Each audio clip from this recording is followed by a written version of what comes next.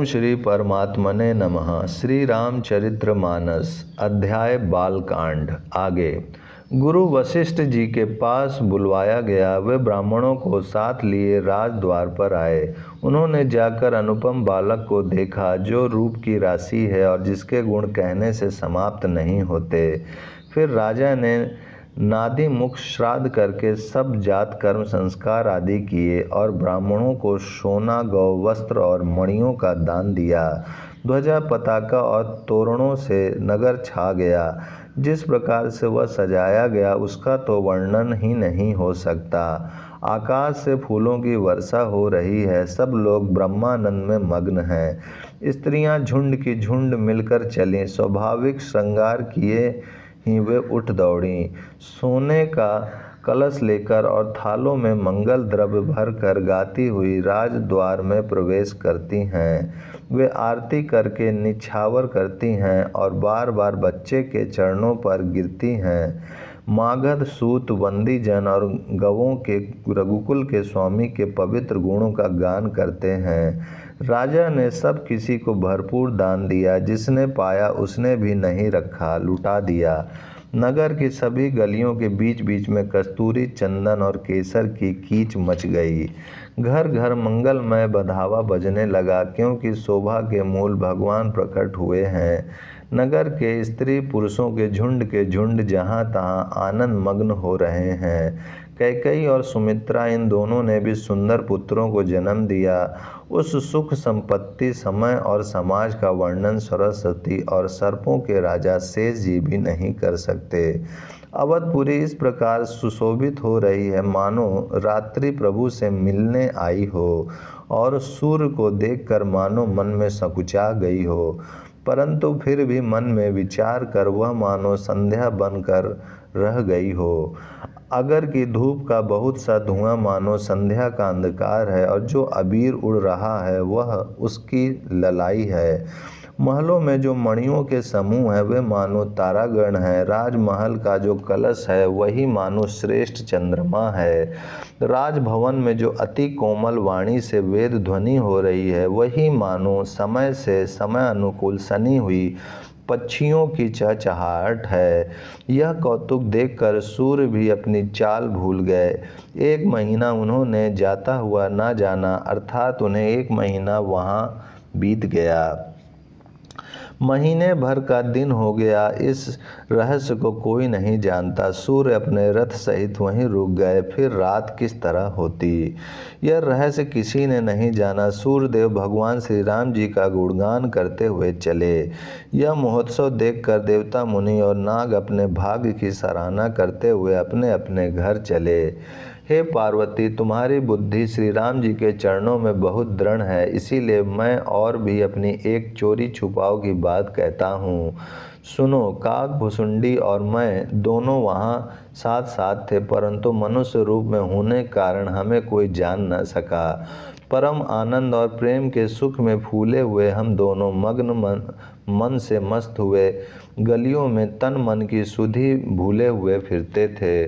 परंतु यह शुभ चरित्र वही जान सकता है जिस पर श्री राम जी की कृपा हो। उस अवसर पर जो जिस प्रकार आया और जिसके मन को जो अच्छा लगा, राजा ने उसे वही दिया। हाथी, रथ, घोड़े, सोना, गवें, हीरे और भांति भांति के वस्त्र राजा ने दिए। राजा ने सबके मन को संतुष्ट किया। इसी से सब लोग जहाँ तहाँ आशीर्वाद दे रहे थे कि तुलसीदास के स्वामी सब पुत्र चारों राजकुमार दीर्घायु हों। इस प्रकार कुछ दिन बीत गए। दिन और रात जाते हुए जान नहीं पड़ते। तब नामांकन संस्कार का समय जानकर राजा ने ज्ञानी मुनि श्री वशिष्ठ जी को बुला भेजा। मुनि की पूजा करके राजा ने कहा, हे मुनि, आपने मन में जो विचार रखे हों वे नाम रखिए। मुनि ने कहा, हे राजन, इनके अनेक अनुपम नाम हैं, फिर भी मैं अपनी बुद्धि के अनुसार कहूँगा। ये जो आनंद के समुद्र और सुख की राशि हैं, जिस आनंद सिंधु के एक कण से तीनों लोग सुखी होते हैं, उन आपके सबसे बड़े पुत्र का नाम राम है, जो सुख का भवन और संपूर्ण लोगों को शांति देने वाला है। जो संसार का भरण पोषण करते हैं, उन आपके दूसरे पुत्र का नाम भरत होगा। जिनके स्मरण मात्र से शत्रु का नाश होता है, उनका वेदों में प्रसिद्ध शत्रुघ्न नाम है। जो शुभ लक्षणों के धाम श्री राम जी के प्यारे और सारे जगत के आधार हैं, गुरु वशिष्ठ जी ने उनका लक्ष्मण ऐसा श्रेष्ठ नाम रखा।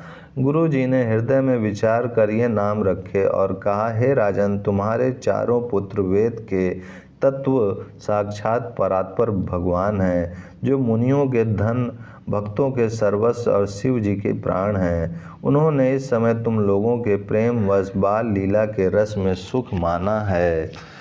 बचपन से ही श्री रामचंद्र जी को अपना परम हितैषी स्वामी जानकर लक्ष्मण जी ने उनके चरणों में प्रीति जोड़ ली। भरत और शत्रुघ्न दोनों भाइयों में स्वामी और सेवक की जिस प्रीति की प्रशंसा है, वैसी प्रीति हो गई। श्याम और गौर शरीर वाले दोनों सुंदर जोड़ियों की शोभा देखकर माताएं तन तोड़ती हैं, जिसमें दीट न लग जाए। यूँ तो चारों ही पुत्र शील, रूप और गुण के धाम हैं, तो भी सुख के समुद्र श्री रामचंद्र जी सबसे अधिक हैं। उनके हृदय में कृपा रूपी चंद्रमा प्रकाशित है। उनकी मन को हरने वाली हंसी उस कृपा रूपी चंद्रमा की किरणों को सूचित करती है। कभी गोद में लेकर और कभी उत्तम पालने में लिटाकर माता प्यारे ललना कहकर दुलार करती हैं। जो सर्वव्यापक, निरंजन, माया रहित, निर्गुण, विनोद रहित और अजन्मा ब्रह्म हैं, वही प्रेम और भक्ति के वश कौशल्या जी की गोद में खेल रहे हैं। उनके नील कमल और गंभीर जल से भरे हुए मेघ के समान श्याम शरीर में करोड़ों कामदेवों की शोभा है। लाल लाल चरण कमलों के नखों की शुभ्र ज्योति ऐसी मालूम होती है, जैसे लाल कमल के पत्तों पर मोती स्थिर हो गए हों। चरण तलों में वज्र, ध्वजा और अंकुश के चिन्ह शोभित हैं। नुपुर पैजनी की ध्वनि सुनकर मुनियों का भी मन मोहित हो जाता है। कमर में करधनी और पेट पर 3 रेखाएं त्रिवली हैं। नाभि की गंभीरता को तो वही जानते हैं जिन्होंने उसे देखा है। ओम शांति शांति शांति।